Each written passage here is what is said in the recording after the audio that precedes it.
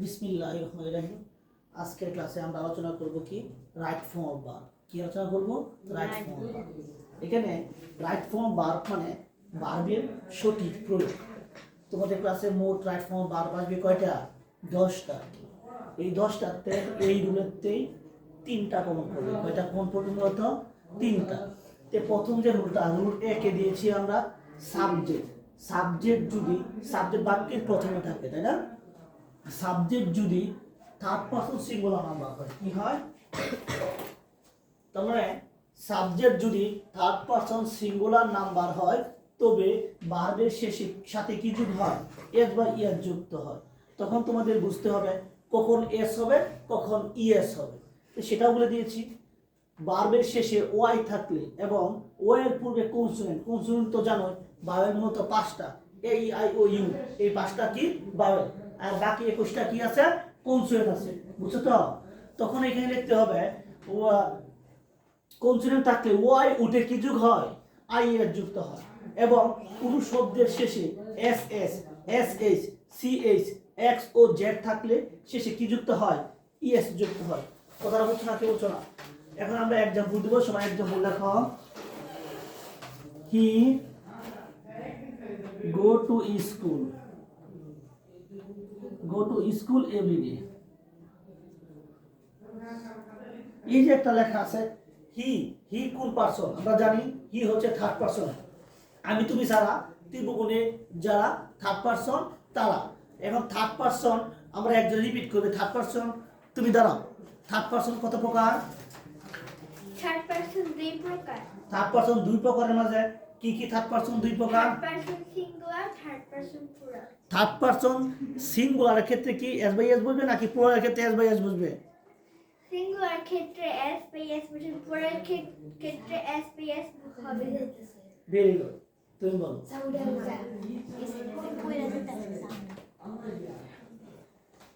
তুমি বলো third person কত প্রকার? থার্ড পারসন দুই প্রকার। কি কি প্রকার? থার্ড পারসন সিঙ্গুলার এবং থার্ড পারসন প্লুরাল। তার মানে সুন্দর বলেছি। থার্ড পারসন দুই প্রকার, কিন্তু থার্ড পারসন সিঙ্গুলারের ক্ষেত্রে শুধু ভার্বের সাথে কি যোগ হবে? এস বা ইএস যোগ হবে। আমরা জানি আমি তুমি ছাড়া ত্রিভুবনে আছে যারা থার্ড পারসন তারা। এবং থার্ড পারসনের মধ্যে তো সিঙ্গুলার প্লুরাল আছে। যখন থার্ড পারসন প্লুরাল থাকবে তখন ভার্বের সাথে কি যোগ হবে না? এস বা ইএস যুক্ত হবে না। যদি আমরা বলি fresh drinking water and the sigma flow marker, এটা হচ্ছে দুইটা জিনিস যখন একসাথে এসে করবে, বোতল এন্ড মার্কার, তে সিঙ্গুলার নাকি প্লুরাল হয়ে গেল? প্লুরাল। তখন কি ভাবে এস বাই এস যোগ হবে? তখন এস বাই এস যোগ হবে না। যদি শুধু আমরা দেই হোয়াইট বোর্ড মার্কার, তখন আমরা কি হবে? এটা সিঙ্গুলার হয়ে যাবে। তখন ভাবে সাথে কি যোগ হবে? এস বাই এস যোগ হবে। তার মানে আমরা এখানে হি কি আমি মাঝে আছি? না। তুমি মধ্যে আছে? না। আমি তুমি সারা অপর একটা পারসন, সেটা হচ্ছে কি পারসন? Third person. সেই ক্ষেত্রে এই হির পরে যা কিছু ভার্ব থাকবে সেই ক্ষেত্রে কি হবে? ভার্বের সাথে এস বাই এস যোগ হবে। তাহলে শুধু এই আনসারটা আমরা কি লিখবো? গোস লিখবো। কথাটা বুঝছো না কি বুঝছো না? বুঝছো? পুরো ক্লিয়ার? সমস্যা আছে বুঝতে? এখন আমরা পড়ে দেব। জি দাঁড়াও, কি কোশ্চেন আছে বলো। হি কোন পারসন? তারপর সিঙ্গুলার নাকি প্লুরাল? তো সিঙ্গুলার থাকলে ভার্বের সাথে কি যোগ হবে? এস বাই এস যোগ হবে। যদি থাকতো দে, আমরা যদি আনসারটা এরকম দে গো, এখানে invert comma bracket, they go to school. They go to school, তারা স্কুলে যায়। এখানে গো কি গোস হবে নাকি গোই হবে? কেন গো হবে? Third person plural. Thank you, তুমি তো অনেক ভালো পারিছো। তার মানে আমরা কি লিখবো? এটা আনসারটা কি লিখবো? গো লিখবো। কেননা এটা থার্ড পারসন কি আছে? সিঙ্গুলার নাই। থার্ড পারসন কি আছে? এটা প্লুরাল আছে। বুঝছো তোমরা? এখন আমরা এটা एग्जांपल আছে এলপেস দা দে না হি দেখলাম হি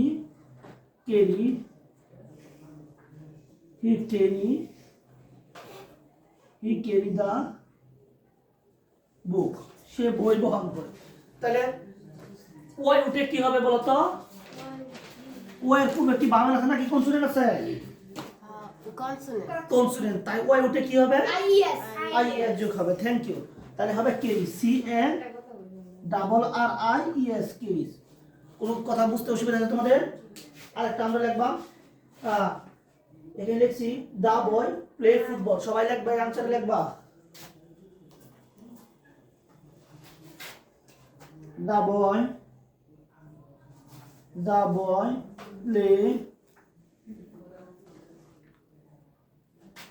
প্লে ফুটবল। তার মানে এই প্লেটা কি হবে বলো তো? প্লেট হবে, তুমি বলতেছ প্লেস হবে, তুমি বলো কি হবে? তুমি বলো কি হবে? তুমি হবে কি হবে? তুমি বলো কি হবে? তুমি বলো কি হবে? কেন প্লেস হবে? দাঁড়াও দাঁড়াও, বলো। তুমি বলো কেন হবে? কেন হবে প্লেস হবে?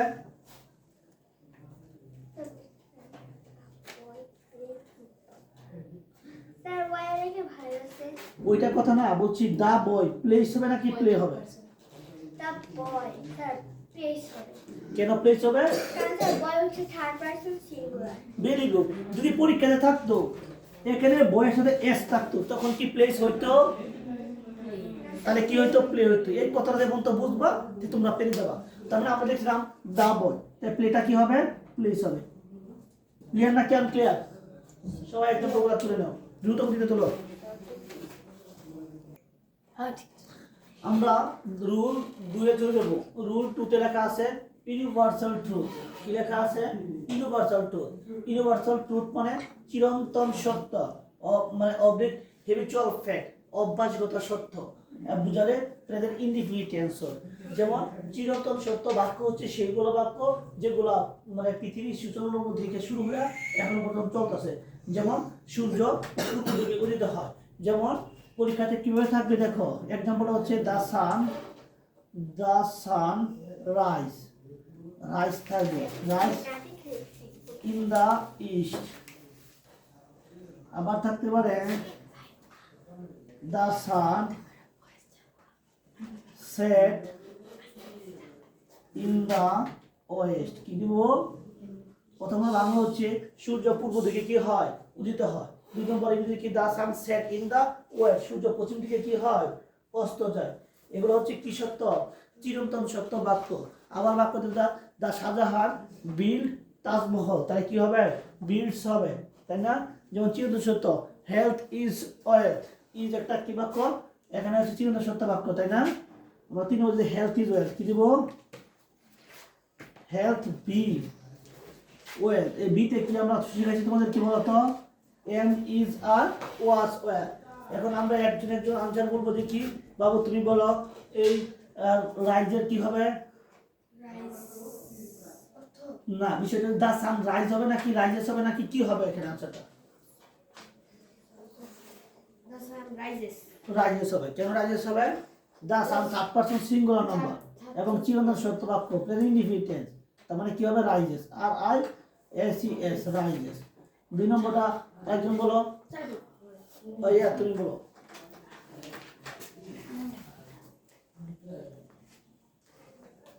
The sun set in the west, কি হবে আনসারটা? সেটস। থ্যাংক ইউ, কিন্তু বিরাট পারো তোমরা। The sun sets in the West. Health moon বলো, হেলথ বি ওয়েলথ, আনসারটা কি হবে বলো তো? ওকে, অরণ্য বলো health dash wealth. Health is wealth. তাহলে ইজ হচ্ছে একটা কি বার, আর প্রেজেন্ট ইনডিফিনিটে কি হয়? ইজ হয় এখানে।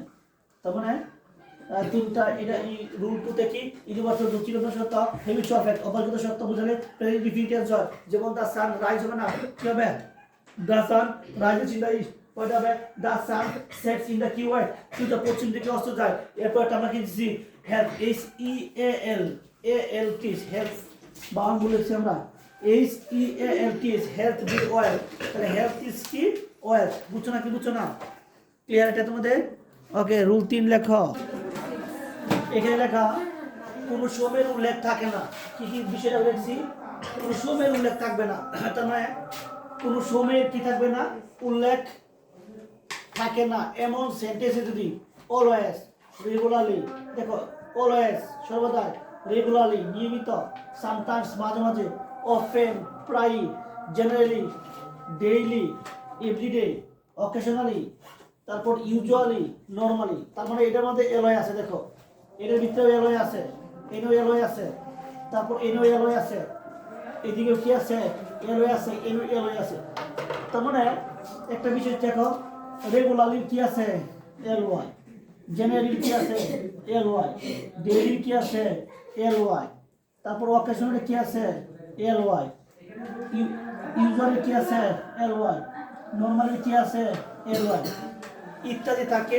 তবে সেন্টেন্সটি কি হবে, প্রেজেন্ট ইনডিফিনিট টেন্স হবে। এখন একজন একজন করে আমরা বলি। আগে রোজাত বলো, প্রথম আনসারটা কি বলতো, হি অলওয়েজ আছে বাক্যের মাঝে, তাহলে এটা কোন টেন্স হবে, প্রেজেন্ট ইনডিফিনিট। Present indefinite. তাহলে ডিস্টার্বের সাথে কি যোগ হবে, ডিস্টার্ব ইডি তুমি তুমি বলো, ভালো করে বলো কি হবে। ডিস্টার্ব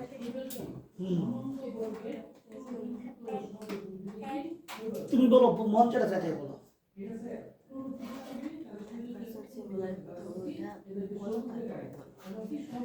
ইয়েস ডিস্টার্ব শুধু এস যোগ হবে, কি হবে, dis T U R B S, disturb. কেন ডিস্টার্ব যোগ হবে, এখানে অলওয়েজ আছে শব্দটা, একটা অলওয়েজ আছে, আবার থার্ড পারসন কি আছে, সিঙ্গুলার আছে। বসো, তুমি বলো, বুঝতে পারো। A good boy prepare, a good boy prepare সাথে কি দিব আমরা, এস এস দিব, ভেরি গুড। তার মানে প্রিপেয়ার। একটা বুঝতে পারছো এখন, ওকে। যেহেতু কেন কেন এস হয়েছে বলো তো একজন, তুমি বলো কেন এস দিছো।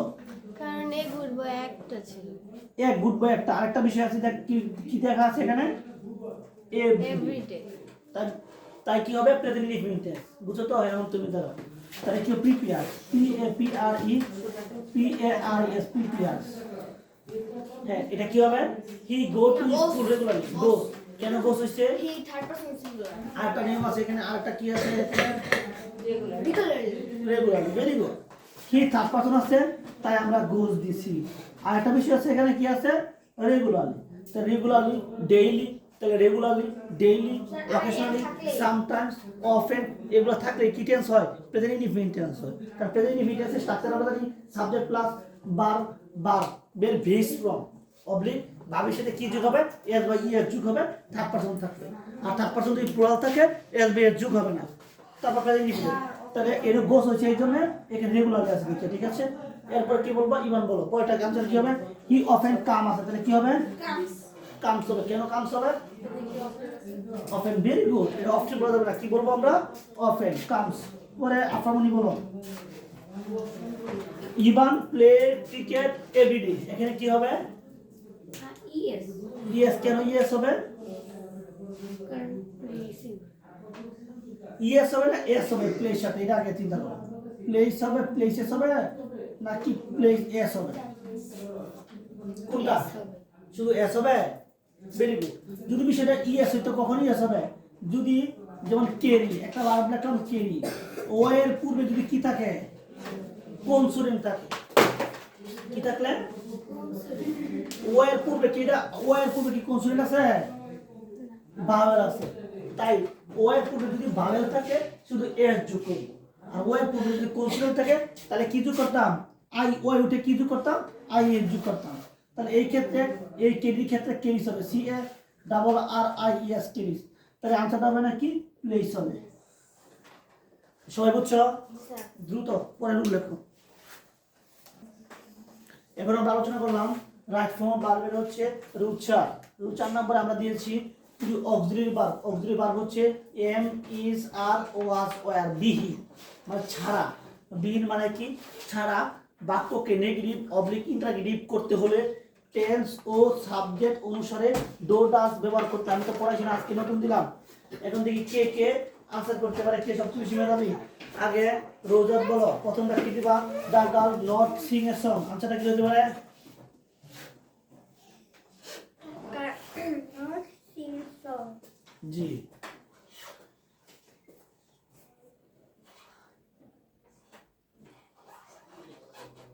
তার মানে আনসারটা হইছে, এখানে আমাদের বুঝতে হবে যখন আমরা, আমি বলি, জি বলো, অবশ্য তুমি, the girl does not sing a song very good. অন্য বলো, দ্য গার্ল, দ্য গার্ল না, the girl does not sing a song. Thank you. বসো বলো, আনসারটা কি, the girl, the girl the girl the girl sing a song. Thank you, তুমি বলো জায়গা das পরে কি sing a song. Does not sing a song. বসো, বুঝছো এখন আনসারটা কেন ডাস নট হয়েছে? এটা তো গার্ল হচ্ছে থার্ড পারসন। হ্যাঁ, এখানে নোট আছে, তার মানে কি হবে দা গার্ল নোট, যেহেতু নোটটা পড়ে রাখতে হবে, আগে ডাস লিখছি তো অগ্নি বাংলা থেকে ডো ডাস কি ব্যবহার করতে হয়, ডিপ ব্যবহার করতে হয়। তো নোটটা কি করতে হবে, ডাসের আগে মানে গালের পরে ডাস ব্যবহার করতে হবে, তারপর নোট ব্যবহার করতে হবে। The girl does not sing a song. বুঝছো না কি বুঝছো না? এবার অন্য দিন আনসার বলো, হি কাম হুম ইয়েস্টারডে, দেখি পারো কিনা। He oh প্রশ্নবোধক চিহ্ন আছে কিন্তু। he does he came home yesterday. Very good, ভুলে গেছে। হ্যাঁ, মন বলো, বলো শিববা ধীরে ধীরে। বসো। হ্যাঁ,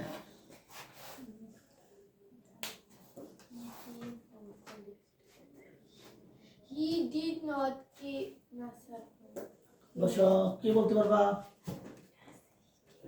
ওকে ভাই, আজকে শিখাই দিচ্ছি। হ্যাঁ, বলো।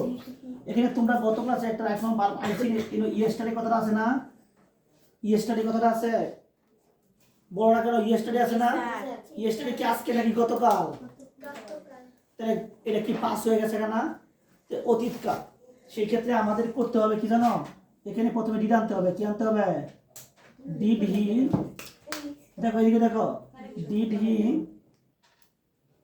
কাম হোম ইয়েস্টারডে। বুঝছো তো নাকি? প্রশ্নবোধক এখানে বুঝতে হবে। যদি যদি কুশনের শেষে প্রশ্নবোধক চিহ্ন থাকে, তাহলে বাক্যের প্রথমে হয় ডু আনবা, না হয় ডাজ আনবা, না হয় কি আনবা, ডিড আনবা। বুঝছো না কি বুঝছো না? এটা হচ্ছে ডিড আনতে হবে, এটা হচ্ছে মেইন ভার্বের ক্ষেত্রে। আর যদি অক্সিলারি ভার্ব থাকে, তাহলে কি আছে auxiliary verb? Am, is, are, was, were, এগুলো বাক্যের প্রথমে নিয়ে আসতে হয়, তারপর সাবজেক্ট দিতে হয়। এগুলো বাক্যের প্রথমে নিয়ে আসতে হয়, তারপর সাবজেক্ট দিতে হয়। বুঝছো না কি বুঝছো না? দুই নাম্বার রিডার বললেন ওটা তো এই মূল বার্তা তো কাম আছে তাই না? কিন্তু এই ইয়েস্টারডে যাওয়া যায়, এই জন্য আর কি ডিড হয়ে যাবে। বুঝতে হবে এটাকে পাস করতে হবে। আচ্ছা আপনি কিছু মিন করেন না, দেখেন আমি একটু হ্যাঁ, না বোঝার দরকার আছে তো। জি জি, না অবশ্যই বোঝাবো। আচ্ছা, আমরা কি বললাম আবার কথাটা বলতেছি। যদি অক্সিলারি ভার্ব না থাকে, হয় ডিড আনতে হবে, না হলে ডো আনতে হবে, না হলে কি আনতে হবে, ডাজ আনতে হবে আমাদের। এখন কি কি আনবো? যদি ইয়েস্টারডে, ওয়ান্স আপন এ টাইম, ওয়ান ডে, এরকম অতীত নির্দিষ্ট কোনো শব্দ থাকে, তখন আমরা কি আনবো? প্রথমে বাক্যের প্রথমে কি আনবো? এই যে ডিড আনবো। ডিড আনার পরে আমরা কি দিব? সাবজেক্টিভ ফর্ম দিব এবং ভার্বের মেইন ফর্ম দিব আর কি। কথা ক্লিয়ার? ওকে। প্রশ্নবোধক চিহ্ন যদি না থাকতো, তাহলে আমরা আনসারটা হয়তো এরকম, he did not come home yesterday. বুঝছো না কি বুঝছো না? এখন একটা বোঝাই দিলাম তো, দেখি এটা তোমরা কে পারো। The men kill the boy, একজন বলো। কে বলবো বলো? Does the man kill the boy? No, sorry. Does the man kill the boy? Kill the boy, very good. বসো দেখি, ও রোজার বলো দেখি। Does the man kill the boy? Thank you, তুমি তো বলতে পারছো, এই জন্য অনেক ধন্যবাদ। বলো দাদা। does the man kill them? দাঁড়াও, কেন does the man kill the boy? Answer সঠিক, কিন্তু কেন হয়েছে এটা যুক্তি দেখাও তুমি।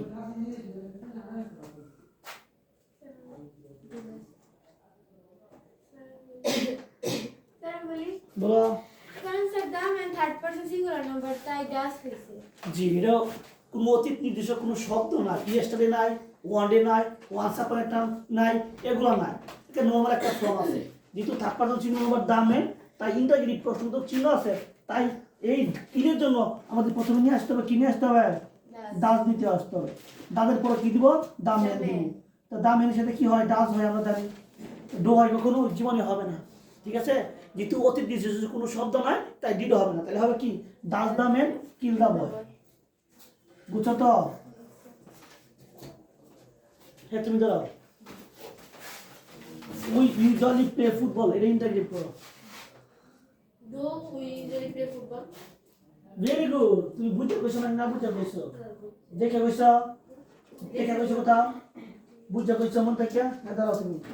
বলো তো কি হবে আনসারটা? ঘুমাইতেছো কেন?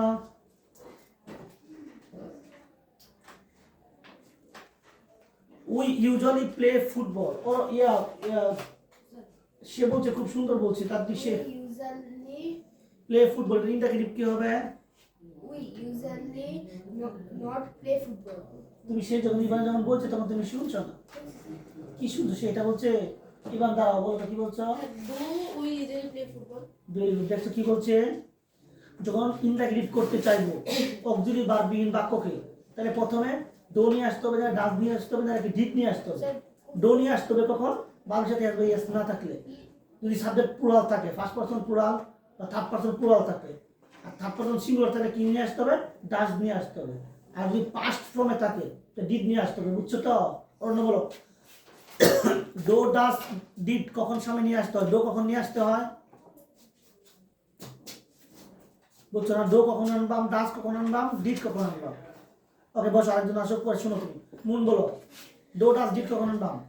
তো যখন প্রশ্নবোধক চিহ্ন থাকবে বা এই যে উই মানে আমরা, আই, উই এগুলো থাকলে ডো আনবো। আর যখন Very good. হি, সি, দে, হি, সি, দা, ম্যান এগুলো থাকলে ডাস মানে এক কথায় বলা, থার্ড পারসন সিঙ্গুলার থাকলে ডাস নিয়ে আসবো প্রথমে, তারপর সাবজেক্টটা দিব।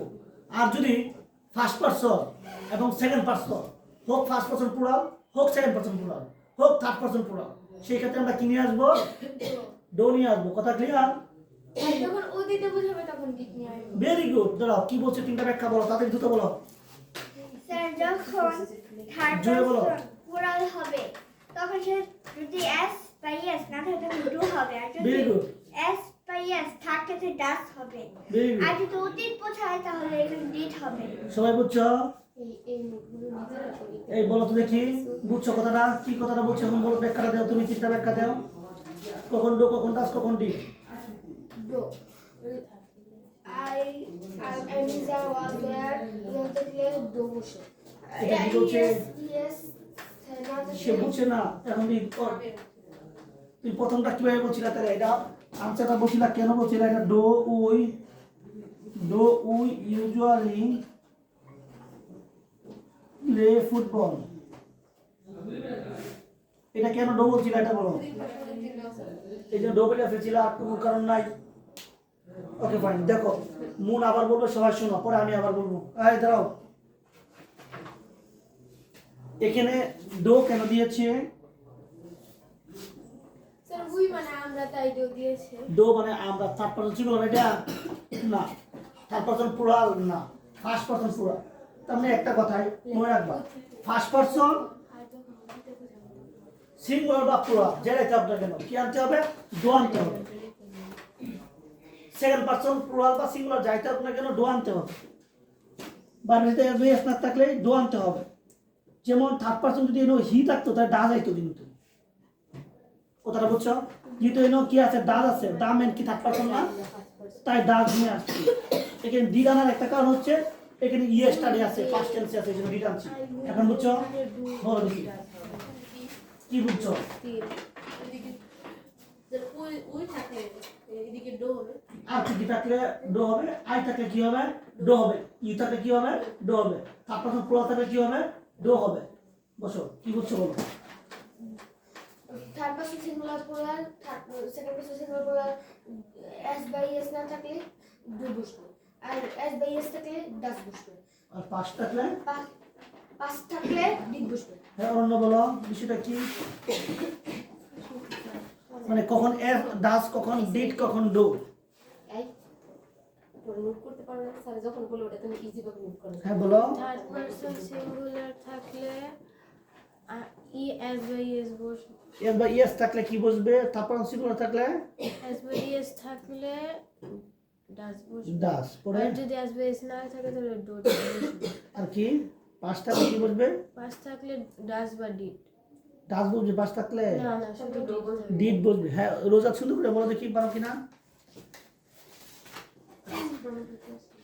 যদি এস বা ইএস থাকে তাহলে এখানে ডু বসবে, আর যদি না এস বা ইএস না থাকে ডু বসবে, এস বা ইএস থাকে তাহলে ডাস বসবে, আর যদি পাস্ট টেন্স থাকে তাহলে এখানে ডিড বসবে। সবাই ক্লিয়ার হয়েছে কথাটা? ওকে, থ্যাংক ইউ। পরে রইল যাও।